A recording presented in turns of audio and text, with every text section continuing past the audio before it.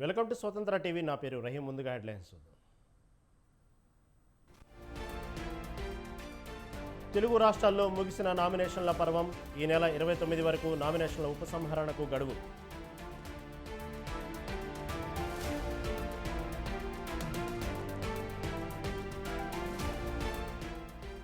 ఈ నెల 28 నుంచి జగన్ మలి విడత ఎన్నికల ప్రచారం. 3 అసెంబ్లీ నియోజకవర్గాల్లో బహిరంగ సభలు.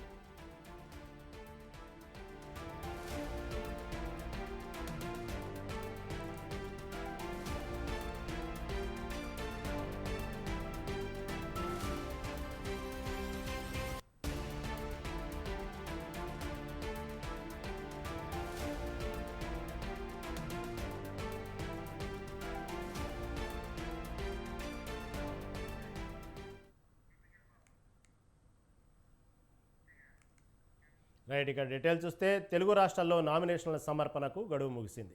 ఏపీలో అసెంబ్లీ, పార్లమెంట్ ఎన్నికల కోసం ఈ నెల 18న నోటిఫికేషన్ విడుదల చేయగా 25వ తేదీ నుంచి నామినేషన్ల పర్వం ప్రారంభమైంది. ఇక ఇవాళ చివరి రోజు కావడంతో రెండు రాష్ట్రాల్లోనూ భారీగా నామినేషన్లు దాఖలయ్యాయి. మొత్తంగా ఏపీలో 25 పార్లమెంటు స్థానాల కోసం 650కి పైగా నామినేషన్లు దాఖలయ్యాయి. అలాగే అసెంబ్లీ స్థానాల కోసం 175 సెగ్మెంట్లలో 4200కు పైగా నామినేషన్లు సమర్పించారు. నామినేషన్లకు నేడు చివరి రోజుతో అసెంబ్లీకి సుమారు 1300, పార్లమెంట్కు 230కి పైగా నామినేషన్లు వచ్చినట్లు తెలుస్తోంది. సీఎం జగన్ సహా పలువురు ముఖ్య నేతలు తమ నామినేషన్లను సమర్పించారు.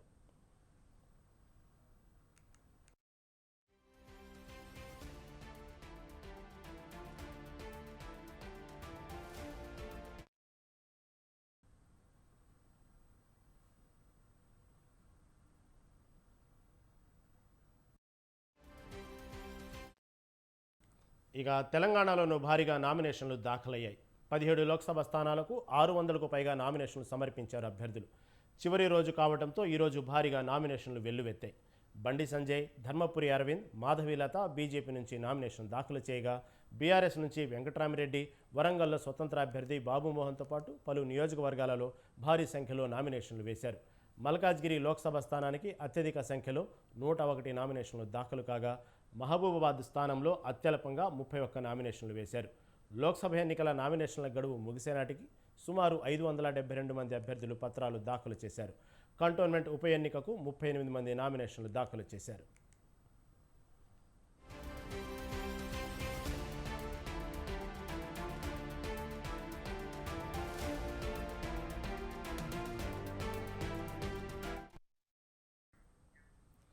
ఇక ఎన్నికలకు నామినేషన్ల గడువు ముగియడంతో రేపు నామినేషన్ల పరిశీలన, ఏప్రిల్ 29న నామినేషన్ల ఉపసంహరణకు అవకాశం కల్పించారు.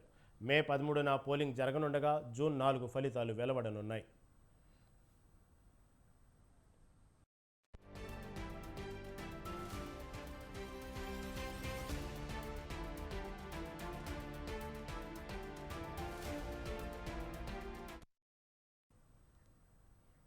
రాజకీయ పద్మవ్యూహంలో చిక్కుకోవడానికి అభిమన్యుడిని కాదు, అర్జునుడిని అంటూ విపక్షాలకు కౌంటర్ ఇస్తున్నారు జగన్. ఇదే తరహాలో ఎత్తుకు పై ఎత్తులు వేస్తూ విమర్శలను తిప్పికొడుతున్న సీఎం పులివెందుల వేదికగా రెచ్చిపోయారు. ఏ ఒక్కరిని వదలలేదు, ఏ అంశాన్ని టచ్ చేయకుండా విడవలేదు. మీరా వైఎస్ఆర్ వారసులు, మీరు కాదు కుట్రదారులు అంటూ ఓవైపు చెల్లెలపై విరుచుకుపడుతూనే మరోవైపు విపక్ష నేతలపై నిప్పులు చెరిగారు. ఘాటుగా సూటిగా ప్రశ్నల వర్షం కురిపించారు. ఇంతకీ జగన్ ఆరోపిస్తున్నట్టు వివేకాను చంపిన హంతకులెవరు? వారితో చేతులు కలిపిన కుట్రదారులెవరు?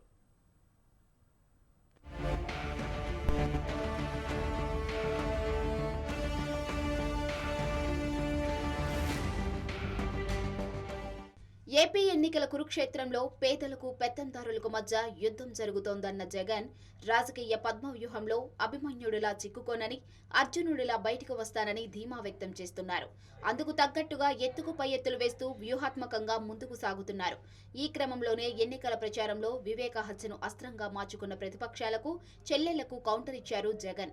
పులివెందుల వేదికగా టీడీపీ, జనసేన, బీజేపీలతో పాటు షర్మిల, సునీత టార్గెట్గా నిప్పుల వర్షం కురిపించారు.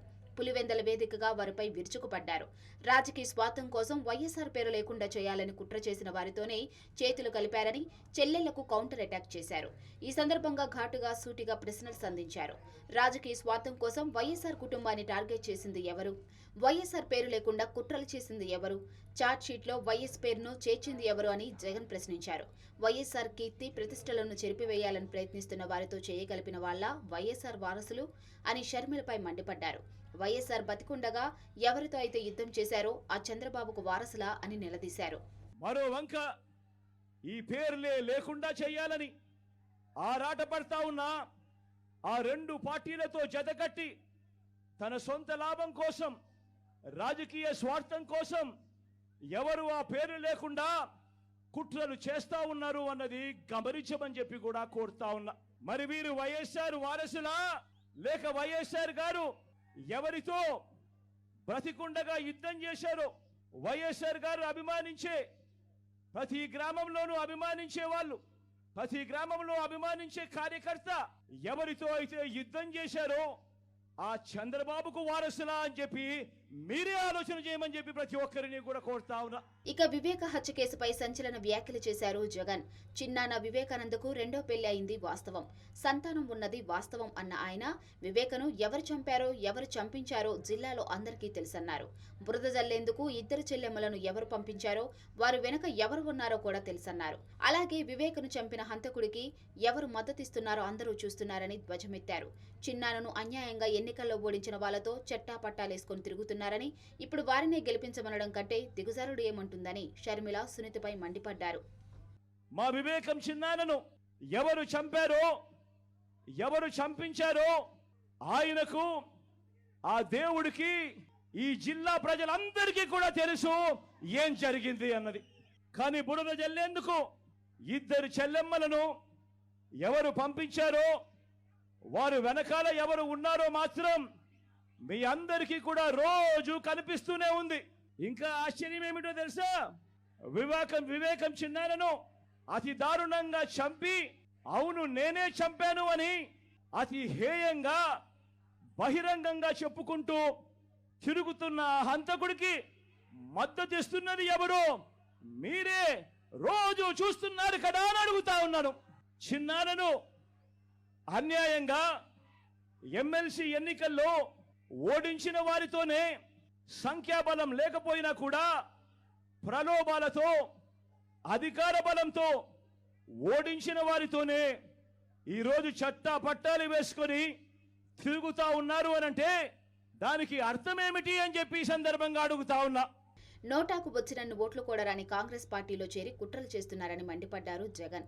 రాష్ట్రాన్ని దుర్మార్గంగా విడగొట్టి ఏపీకి అన్యాయం చేసిన ఆ పార్టీకి ఓటు వేస్తే ఎవరికి లాభమో అందరూ ఆలోచించాలన్న సీఎం, వైసీపీ ఓట్లు చెల్లిస్తే చంద్రబాబుకు విపక్ష కూటమికే లాభమన్నారు జగన్. కాంగ్రెస్ పార్టీకి ఓట్లెన్నొచ్చాయి? నోటాకు వచ్చినన్ని ఓట్లు కూడా రాని కాంగ్రెస్ పార్టీతో, రాష్ట్రాన్ని విడగొట్టిన కాంగ్రెస్ పార్టీతో, ప్రత్యేక హోదాను విభజన చట్టంలో చేర్చకుండా రాష్ట్రాన్ని దుర్మార్గంగా విడగొట్టి రాష్ట్రానికి అన్యాయం చేసిన ఆ కాంగ్రెస్ పార్టీలో చేరి వైఎస్ఆర్ గారి పేరును ఆయన చనిపోయిన తర్వాత ఛార్జ్ షీట్లో పెట్టిన ఆ కాంగ్రెస్ పార్టీకి మొత్తంగా వైఎస్ఆర్ గారి పేరునే తుడిచివేయాలని, కనబడకుండా చేయాలని ప్రయత్నిస్తున్న వారికి ఓటు వేయటము అనంటే దానివల్ల ఎవరికి లాభము అన్నది ప్రతి ఒక్కరూ కూడా ఆలోచన చేయమని కోరుతా ఉన్నా.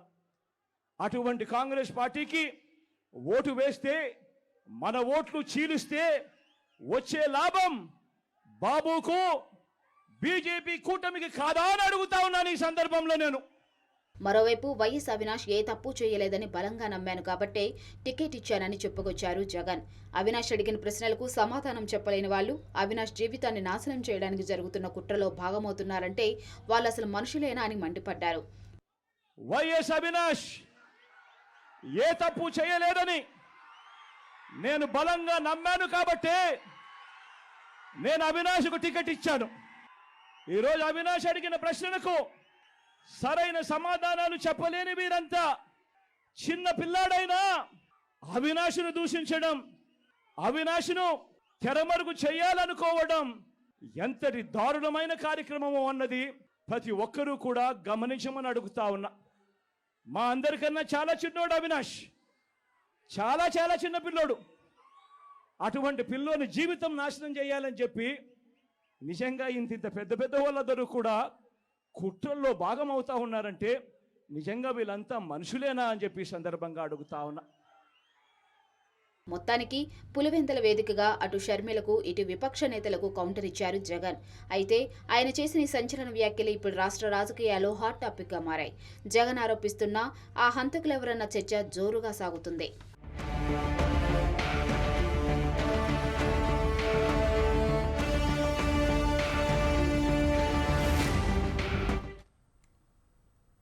రాష్ట్రంలో తిరుగుబాటు మొదలైందని, జగన్ ఇంటికి పోవడం ఖాయమని టీడీపీ అధినేత చంద్రబాబు అన్నారు.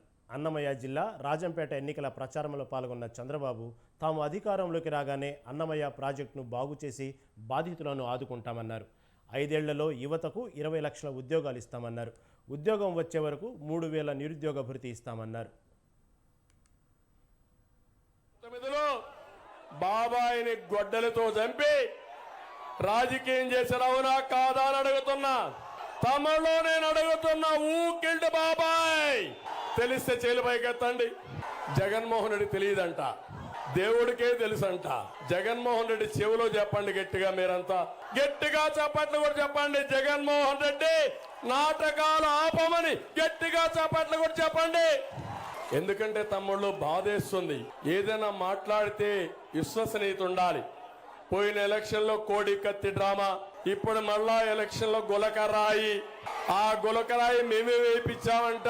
రోజు రోజుకు గాయం పెద్దదవుతా ఉంది, మానడం లేదు. అది దానికి ట్రీట్మెంట్ మీరు ఇవ్వాలి. ఆ ట్రీట్మెంటే రేపు 13వ తారీఖున జరిగే ఎన్నికల్లో చిత్తుగా ఓడించాల్సిన బాధ్యత మీ పైన ఉందని మిమ్మల్ని కోరుతున్నా.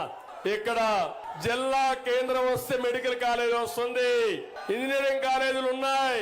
జిల్లా కేంద్రం చేసి రాజంపేటని ఒక మంచి నగరంగా తయారు చేసి అభివృద్ధి చేసే బాధ్యత, మెడికల్ కాలేజ్ కూడా ఇచ్చే బాధ్యత మాదని మీ అందరికి హామీ ఇస్తున్నాం.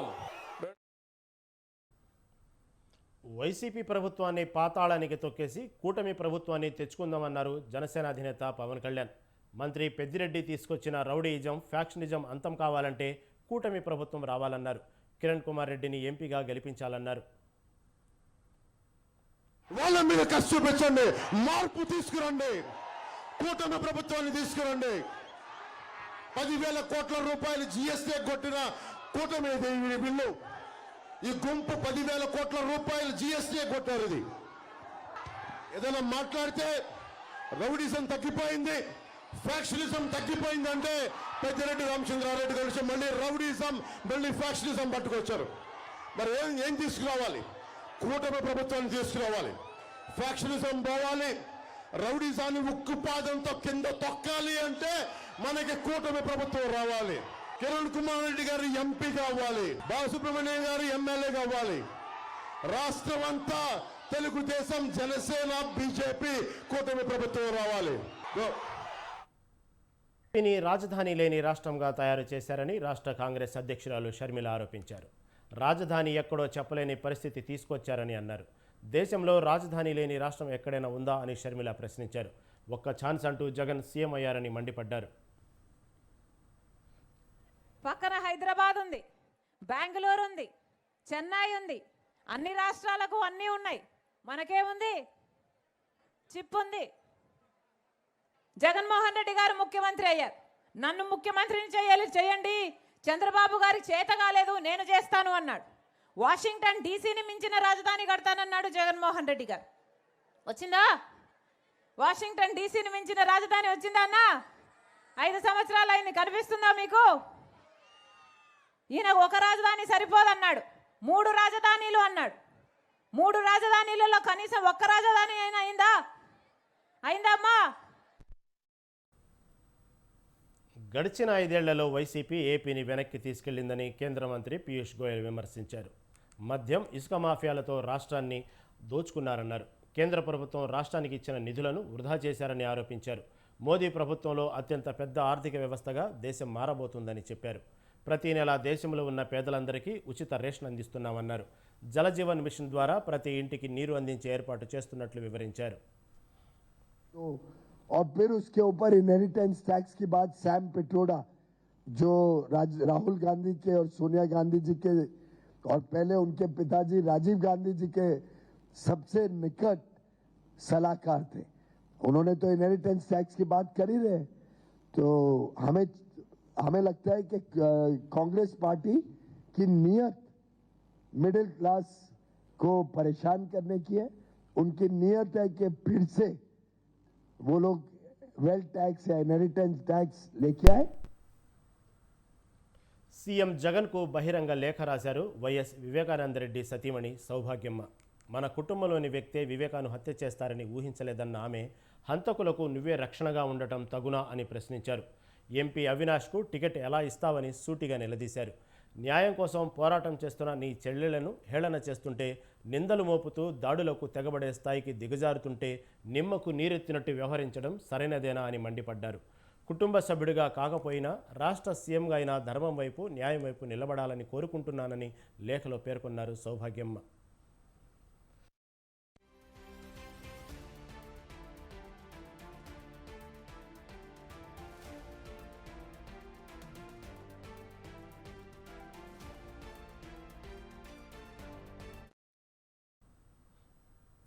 తెలంగాణ సీఎం రేవంత్ రెడ్డి బీజేపీపై తీవ్ర విమర్శలు చేశారు. నమో అంటే నమ్మించి మోసం చేయడమన్నారు. రిజర్వేషన్లు రద్దు చేస్తామని ప్రధాని మాట్లాడడంపై ఆగ్రహం వ్యక్తం చేశారు. కాంగ్రెస్ పార్టీ కల్పించిన ఓబీసీ మైనార్టీ రిజర్వేషన్లను రద్దు చేసేందుకు బీజేపీ 400 సీట్లు కావాలంటుందన్నారు. బీసీ కులగణనకు కాంగ్రెస్ పార్టీ డిమాండ్ చేయడంతోనే బీజేపీలో భయం మొదలైందన్నారు. నమో అంటున్నారు. నమో అంటే ఏంటంటే నమ్మించి మోసం చేయడం. అమిత్ షా మాట్లాడిండు, నిన్న నరేంద్ర మోడీ మధ్యప్రదేశ్ లో మాట్లాడిండు రిజర్వేషన్లు రద్దు చేస్తామని. ఎందుకు బీజేపీ 400 సీట్లు కావాలంటున్నారు? 400 సీట్లు వస్తే పార్లమెంట్ లో 2/3 మెజారిటీ వస్తే కాంగ్రెస్ పార్టీ ఇచ్చిన ఎస్సీ ఎస్టీ రిజర్వేషన్లు, ఓబీసీ మైనారిటీ రిజర్వేషన్లను ఇవాళ రిజర్వేషన్లను రద్దు చేయాలన్న ఆలోచనతోటి ఈ రోజు బీజేపీ కుట్ర చేస్తున్నది. కాంగ్రెస్ పార్టీ బీసీ జనాభా లెక్కలేస్తామని చెప్పింది. వాళ్ళు ఎంతున్నారో లెక్క కట్టి వాళ్ళకంత రిజర్వేషన్ ఇవ్వాలని, వాళ్ళకు అంతే శాతం నిధులు కేటాయించాలని ఇవాళ బీసీల జనాభా లెక్క పెడతామని కాంగ్రెస్ పార్టీ అన్నది. నరేంద్ర మోడీ భయపడిపోయిండు. బీసీలకు నిధులు వచ్చి బీసీలకు రిజర్వేషన్లు వస్తే వాళ్ళ ఆర్ఎస్ఎస్ విధానానికి దెబ్బ తగులుతుందని. ఆర్ఎస్ఎస్ పెద్దలు చాలా సందర్భాల్లో చెప్పిండ్రు రిజర్వేషన్లు రద్దు చేస్తామని. 10 ఏళ్ళు అధికారంలో ఉండి ప్రజలు వస్తే రానియక ఫామ్ హౌస్ దగ్గరకు వస్తే లాఠీ చార్జ్ చేయించి ప్రగతి భవన్ లో ఎర్ర టెండలో గద్దరన్న కలవడానికి వస్తే 4 గంటలు ప్రగతి భవన్ గేట్ల ముందల గద్దరన్నను కూర్చోబెట్టింది మర్చిపోయినట్టున్నాడు. 10 ఏళ్ళు అధికారంలో ఉన్నప్పుడు సచివాలయానికి రాలే, ప్రగతి భవన్లో లోపలికి మనల్ని రానియలే. ఏ రోజు కూడా తెలంగాణ ప్రజలు గుర్తురాలే. తెలంగాణ రైతులు, విద్యార్థులు, నిరుద్యోగ యువకులు, మహిళలు, మైనార్టీలు ఏ ఒక్కరు కూడా చంద్రశేఖరరావుకు గుర్తు రాలే. అధికారం ఉన్నంతసేపు ఆంధ్ర కాంట్రాక్టర్లు, హైదరాబాద్ రియల్ ఎస్టేట్ వాళ్ళు ఆయన గుర్తొచ్చిండ్రు తప్ప ఏ రోజు కూడా తెలంగాణ 4 కోట్ల ప్రజల్ని పట్టించుకోలే. ఈ కార్యకర్తలు కష్టపడి కారును ఖతం చేస్తే ఇవాళ మళ్ళా ప్రజలు గుర్తొచ్చి చంద్రశేఖరరావు ఫామ్ హౌస్ల నుంచి బయటకు వచ్చిండు. ఫామ్ హౌస్ గేట్లు బార్లా తెరుచుకొని ప్రజల్ని రమ్మంటుడు. కాంగ్రెస్ వర్కింగ్ ప్రెసిడెంట్ జగ్గారెడ్డి ప్రధాని మోదీపై విరుచుకుపడ్డారు. ఈసారి మోదీ గెలిస్తే రిజర్వేషన్లు ఎత్తివేస్తారని జగ్గారెడ్డి అన్నారు. మోదీ రైతులకు వ్యతిరేకంగా నల్ల చట్టాలు తేవడం వల్ల 1,00,000 మంది రైతులు ఆత్మహత్య చేసుకున్నారు. మోదీ 400 సీట్లు గెలుస్తామంటున్నారు. గెలిచి ఏం చేస్తారని జగ్గారెడ్డి ప్రశ్నించారు. తెలంగాణలో 14 పార్లమెంటు స్థానాల్లో కాంగ్రెస్ గెలుస్తుందన్న ధీమా వ్యక్తం చేశారు.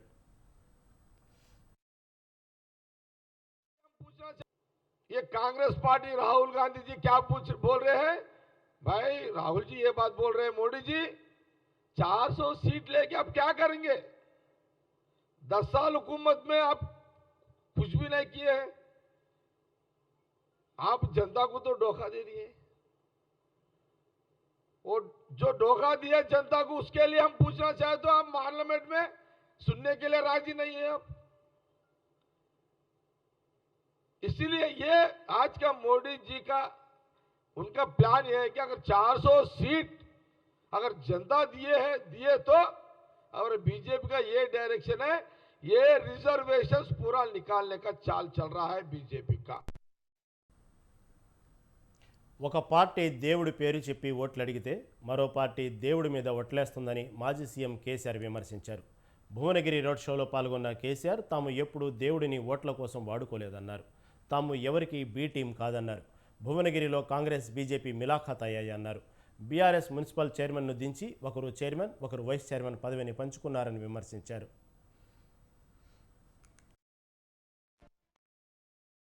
దేవుని పేరు చెప్పి ఓట్లు, ఇంకో పార్టీ ఏమో దేవుని మీద ఓట్లు. అంతేనా? నేను ఒక్క మాట మీ బిడ్డగా మీ అందరికీ కూడా మనవి చేస్తా ఉన్నా.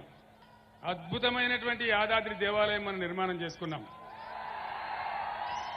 అద్భుతంగా చేసుకున్నాం. ఎన్నడన్నా యాదాద్రి దేవాలయాన్ని, యాదగిరి గుట్టను మనం ఓట్ల కోసం వాడుకున్నామా? ఇగో ఇది తేడా. ఈ రెండు పార్టీల నాటకాలు భువనగిరిలో చాలా పెద్దగా వినాలి. ఒకడొస్తాడు బీఆర్ఎస్ బీజేపీకి బి టీం అని కూడా అంటాడు. వీడు వాడిని అంటాడు, వాడు వీడిని అంటాడు. కానీ భువనగిరిలో జరిగింది ఏందండి? భువనగిరిలో బీజేపీ కాంగ్రెస్ రెండు మిలాఖత్ అయిపోయి మున్సిపల్ బీఆర్ఎస్ చైర్మన్ దించేసి కాంగ్రెస్ వాడు చైర్మన్, బీజేపీ వాడు వైస్ చైర్మన్. ఈ మాట నిజమేనా? మాజీ మంత్రి హరీష్ రావు మరోసారి సంచలన వ్యాఖ్యలు చేశారు. అమరవీరుల స్తూపం వద్దకు రాజీనామా పత్రంతో తాను వస్తానని, నువ్వు వస్తావా అంటూ ముఖ్యమంత్రి రేవంత్ రెడ్డిని ప్రశ్నించారు. ఆగస్టు 15 లోపు రుణమాఫీ చేయడం నిజమైతే, 6 హామీలు అమలు చేయడం నిజమైతే అమరవీరుల స్తూపం వద్దకు రాజీనామా లేఖలను ఇద్దరం మేధావుల చేతిలో పెడదామన్నారు. నువ్వు చెప్పినవి అమలు చేస్తే తన రాజీనామా లేఖను ఆ మేధావులు స్పీకర్కి ఇస్తానన్నారు. సీఎం రేవంత్ తన స్థాయికి తగ్గించుకొని మాట్లాడుతున్నారన్నారు. మెదక్ అభివృద్ధి గురించి మాట్లాడే హక్కు సీఎం రేవంత్కు లేదని చెప్పారు. కూడా అతికేటట్టు ఉండాలి. ఇందిరాగాంధీ బిహెచ్ఎల్ తెచ్చిందని రామ్జాస్ చౌరస్తారా పచ్చి అబద్ధం చెప్పిండు రేవంత్ రెడ్డి. బిహెచ్ఎల్ వచ్చింది 1952లా, ఇందిరాగాంధీ ఎంపీ అయింది 1980లా, 30 ఏళ్ల తర్వాత అయింది. ఈయన అంటాడు ఇందిరాగాంధీట ఈడు ఎంపీ పోటీ చేసి బిహెచ్ఎల్ తెచ్చిందని అబద్ధం ఆడతాడు. అరే ఆయనకి ఎవడో స్క్రిప్ట్ రైటర్ అయినా సరిగా లేడు. ఆ రాసిస్తానన్నా అకల్ మన్కు తోడ ఇషారతో రహనా, నువ్వు చదువుకోవా కనీసం? ఏది పడితే అది మాట్లాడితే నవ్వుల పాలు కావా? ఇజ్జతమానం పోదా ముఖ్యమంత్రిది? నీది పోతావా కానీ కుర్చీది పోతుంది నాయన. ఆ కుర్చీ గౌరవాన్ని కాపాడు. ఏం మాట్లాడు? పేగులు మెడలు వేసుకుంటా, గోటీలాడతా. ఎవడైనా పేగులు మెడలు ఎవడేసుకుంటాడే? రాక్షసులు వేసుకుంటారు. నువ్వు పేగులు మెడలు వేసుకుంటే కాదు బిడ్డ, నువ్వు 6 గ్యారంటీలు అమలు చేయి. 6 గ్యారంటీల గురించి మాట్లాడు. మెదక్ అభివృద్ధి గురించి నీకు మాట్లాడే హక్కు ఉందా? మెదక్ జిల్లా అయిందంటే, సంగారెడ్డి జిల్లా అయిందంటే, సిద్దిపేట జిల్లా అయిందంటే అది కేసీఆర్ వల్ల, బీఆర్ఎస్ పార్టీ వల్ల. అబద్ధాలట. కేంద్ర ప్రభుత్వంపై డిప్యూటీ సీఎం భట్టి విక్రమార్క తీవ్ర విమర్శలు చేశారు. ప్రధాని మోదీ నాయకత్వంలో బీజేపీ సర్కార్ దేశ ప్రజలను మోసం చేస్తుందని ఆయన విమర్శించారు. గత 10 ఏళ్లలో మోసం చేసినట్లే రాబోయే రోజుల్లో కూడా మోసం చేసేందుకు మోసపూరిత హామీలు ఇస్తున్నారని మండిపడ్డారు. 10 ఏళ్లు అధికారంలోకి ఉన్నా కూడా యువతకు ఉద్యోగాలు కల్పించలేదన్నారు. పేదల అకౌంట్లో వేస్తానన్న 15 లక్షల రూపాయలు కూడా వేయకుండా మోసం చేశారని తెలిపారు. నరేంద్ర మోడీ గారి నాయకత్వం ఈరోజు రాష్ట్ర కాంగ్రెస్ కమిటీ ఆధ్వర్యంలో భారతీయ జనతా పార్టీ శ్రీ నరేంద్ర మోడీ గారి నాయకత్వంలో ఈ దేశ ప్రజల్ని ఏ విధంగా మోసం చేస్తా ఉందో, గత 10 ఏళ్లుగా ఏ రకంగా మోసం చేసిందో, రాబోయే రోజుల్లో కూడా మోసపూరితమైనటువంటి హామీలు ఇచ్చి ఓట్లు పొందడం కోసం ఏ రకంగా ప్రయత్నం చేస్తూ ఉందో మిత్రులారా మనందరికీ తెలిసిందే. నరేంద్ర మోడీ గారి నాయకత్వంలో ఈ దేశంలో కాంగ్రెస్ పార్టీకి వ్యతిరేకంగా మాట్లాడుతూ ఈ దేశానికి నిరుద్యోగ యువకుల సమస్య వెన్నాడుతూ ఉంది. సంవత్సరానికి కనీసం 2 కోట్ల తగ్గకుండా ఉద్యోగాలు ఇస్తామని చెప్పి మోసపూరితమైనటువంటి హామీలు ఇచ్చి దేశవ్యాప్తంగా ఉన్నటువంటి నిరుద్యోగ యువకుల్ని 10 ఏళ్ళు అధికారంలో ఉన్నా కూడా మరోసారి నరేంద్ర మోడీని ప్రధానిని చేయాలని కేంద్ర హోంశాఖ మంత్రి అమిత్ షా పిలుపునిచ్చారు. 400కు పైగా స్థానాల్లో బీజేపీని గెలిపించాలని కోరారు. సార్వత్రిక ఎన్నికల నేపథ్యంలో మెదక్ అభ్యర్థి రఘునందన్ రావుకు మద్దతుగా ఆయన ప్రచారం నిర్వహించారు. సిద్దిపేటలో ఏర్పాటు చేసిన బీజేపీ విశాల జనసభలో ఆయన మాట్లాడుతూ తెలంగాణలో కనీసం 12 స్థానాల్లో బీజేపీని గెలిపించాలని కోరారు. అయోధ్యలో రామ మందిరం కోసం ప్రధాని మోడీ కృషి చేశారన్నారు. మజ్లిస్ పార్టీకి భయపడి బీఆర్ఎస్, కాంగ్రెస్ ప్రభుత్వాలు విమోచన దినోత్సవాన్ని నిర్వహించడం లేదని ఆరోపించారు. वो भ्रष्टाचार का, चाहे कालेश्वरम का हो, चाहे भूमि घोटाला हो, एक की भी जांच कांग्रेस पार्टी नहीं कर रही। टीआरएस और कांग्रेस पार्टी दोनों मिले हुए हैं। और अगर मैं आज कहकर जाता हूं, आप तीसरी बार मोदी जी को प्रधानमंत्री बनाओ, मोदी जी तेलंगाना को ये भ्रष्टाचार से मुक्त कराने का काम नरेंद्र मोदी जी करेंगे। ये टीआरएस और